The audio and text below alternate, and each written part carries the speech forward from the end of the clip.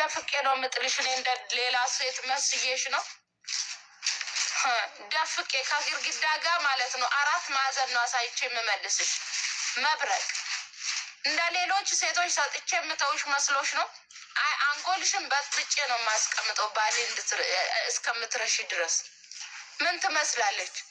ስንቶች ባለትዳሮችን አፋታችሁ ከኢትዮጵያ ስንት ወጪ አምጥታ ዱባይ ከመጡ በኋላ መካድ አፈር ብሎ አፈር ያስበላችሁ ደቼ ብሎ። እኔ ብሆን አንጎልህን በጥብጬ ነበረ የወደፊትህን እንድትረሳ ማረገው ማለቦ። ምን አይነት ጉድ ነው? አንጎልህን ነበረ የምበጠብጠው እንጂማ በደዳማ ለቅ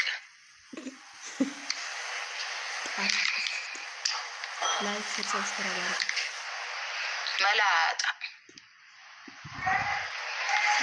እግዚአብሔር እንኳን ኢትዮጵያ ያሉ ከኢትዮጵያ ስትመጡ የምትክዱት ነገርስ የምትክዱት ነገር ሀዊ እኮ የወንዶች ጠላት ደግሞ ደስ የሚለው ነገር ደግሞ ማለት ነው ልንገራችሁ፣ ወዳለው ነው። አሁን ላይ ኢትዮጵያ ያሉ ወንዶች በሙሉ ወዳለው ነው።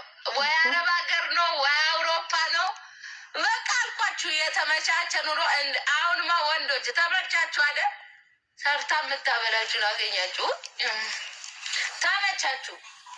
አሁንማ ጉዞ ወደ አውሮፓ ነው፣ ጉዞ ወደ አውሮፓ ነው፣ ጉዞ ወደ አረብ ሀገር ነው።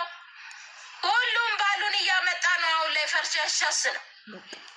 እኛ እንኳን ወጪ የለብን ተመስገን። እዚሁ ነው ያገኘ ነው ተመስገን።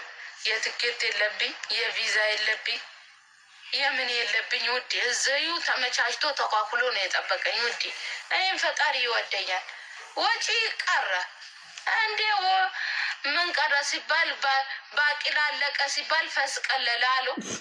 እኔ እናት ተመቻችቶ እንደዚህ ድንብልብልብል ተደርጎ እዚሁ አገኘው እናቴ። ላፍ ወጪ ማፊ ወጪ። እኛ ወጪ የለብን። እልሜለ እናንተ ወጪ አለባቸው።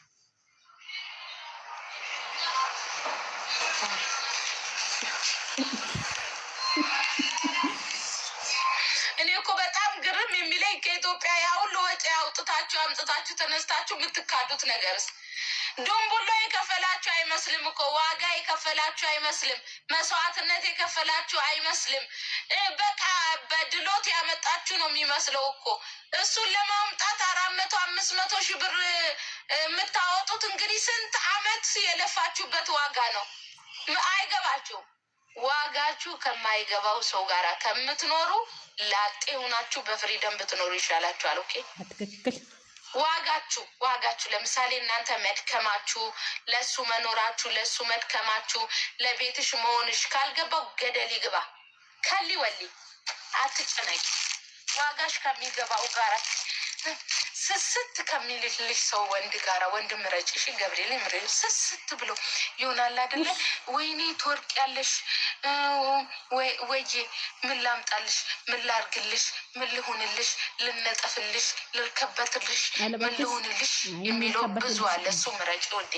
የመጨናነቅ የምን ምን ነው ወዴ።